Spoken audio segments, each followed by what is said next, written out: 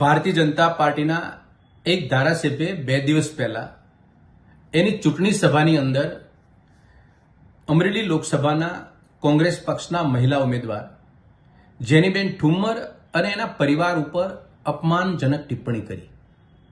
આ ટિપ્પણી સમયે ભારતીય જનતા પાર્ટીના એ ધારાસભ્ય ઓડિયન્સમાં રહેલા લોકોને તાળી પાડો એવી અપીલ કરતા હતા અને સાથોસાથ એ મંચ ઉપર સ્ટેજ ઉપર ભારતીય જનતા પાર્ટીનું વરિષ્ઠ નેતૃત્વ એ નજારો જોઈ રહ્યું હતું. ભારતીય જનતા પાર્ટીના આ આગેવાનને અને મંચસ્થ મહાનુભાવોને મારે યાદ અપાવવું છે. જેનીબેન ઠુમ્મર એ માત્ર ને માત્ર લોકસભાના કોંગ્રેસ પક્ષના ઉમેદવાર નથી. જેનીબેન ઠુમ્મર એક પાટીદાર સમાજમાંથી લેવા પટેલ સમાજનું પ્રતિષ્ઠિત ફેમિલીમાંથી આવતી એક દીકરી છે. એને પોતાની સેવા ભાવના, પોતાનો સમર્પિત ભાવ અને અમરેલી જિલ્લા પ્રત્યે સેવા કરવાની એની અદમ્ય ઈચ્છાને લઈ એ જાહેર જીવનમાં એક કામ કરી રહ્યા છે અને અમરેલી જિલ્લાની અંદર જિલ્લા પંચાયતના એક સફળ પ્રમુખ તરીકે એને જવાબદારી નિભાવી છે.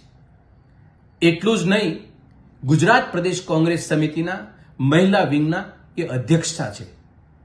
એનાથી આગળ લેવા પટેલ સમાજની વિશ્વની સૌથી મોટી સંસ્થા ખોડલધામ એના એક જવાબદાર પ્રતિનિધિ છે. આવી હસ્તી, એક ઉભરતું નેતૃત્વ, એક મહિલા, લેવા પટેલ સમાજનું ગૌરવ, આ મહિલાનું જાહેર મંચ ઉપરથી એક મહિલા જે સમાજમાંથી આવે છે એ જ સમાજમાંથી આવેલો ધારાસભ્ય એટલી નિમ્ન કક્ષાની અપમાનિત કરવાની પરિસ્થિતિનું ઓડિયન્સમાં છે તાળીઓ પાડવા. આ ભારતીય જનતા પાર્ટીના સંસ્કાર અને એની સંસ્કૃતિનો પર્દાફાશ થાય છે. ભારતીય જનતા પાર્ટીના આ આગેવાનને મારે સ્પષ્ટ કરવા છે કે આપ એટલી બધી ટીકા કરવા માટે જ્યારે તત્પર બનો છો ત્યારે તમારી ભારતીય જનતા પાર્ટીના આવા લોકસભાના ઉમેદવાર કંગના રાણાવત એ ગઈકાલે 2 દિવસ પહેલા પોતાના બુદ્ધિનો અને ઇતિહાસનો અને વિદ્વતાનો પરિચય કેવો કરાયો એના ઉપર પણ જરા ડોક્યું કરો. એ એમ કહે છે કે દેશના પહેલા પ્રધાનમંત્રી સુભાષચંદ્ર બોઝ હતા. સરદાર વલ્લભભાઈ પટેલ વડાપ્રધાન એટલા માટે નથી બન્યા કે એમને અંગ્રેજી બરાબર નહોતું આવડતું અને આઝાદી 1947માં મળી એ ભીખ હતી. સાચી આઝાદી તો 2014માં મળેલી છે. ભારતીય જનતા પાર્ટીના આ ધારાસભ્યને પૂછવું છે, આજે ભારતીય જનતા પાર્ટીના લોકસભાના ઉમેદવાર કંગના રાણાવત બોલે એ વાત સાથે તમે સંમત છો? એના ઉપર આપણે કોઈ ટિપ્પણી કરી?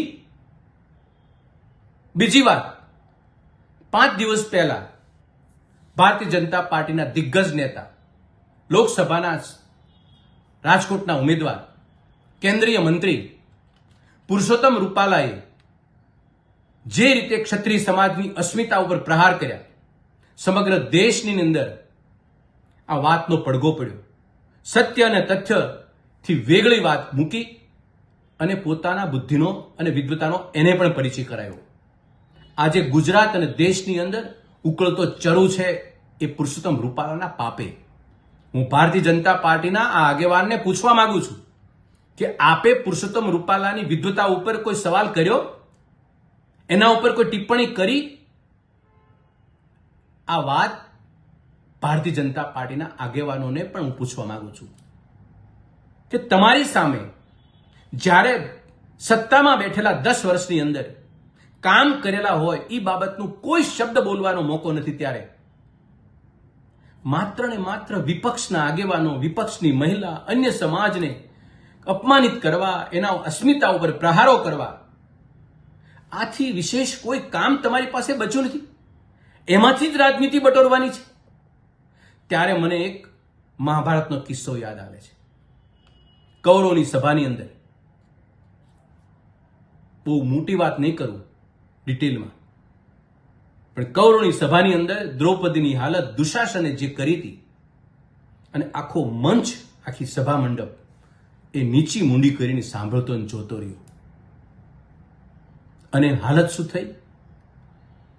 કૌરવનું નામ શેષ થઈ ગયું. ભારતીય જનતા પાર્ટી આવા ગોમાં ન રહે. જે મહિલાઓની ટિપ્પણી કરવા નીકળ્યા છો, જે ભદ્ર સમાજની ટિપ્પણી કરવા નીકળ્યા છો, અપમાનિત કરવા નીકળ્યા છો, એનું પરિણામ કોઈ દિવસ સારું ના આવે. ભારતીય જનતા પાર્ટીના આગેવાનો આ દિશામાં સ્વસ્થ બને અને આ ઇતિહાસને નજર સામે રાખી રાજનીતિ કરે.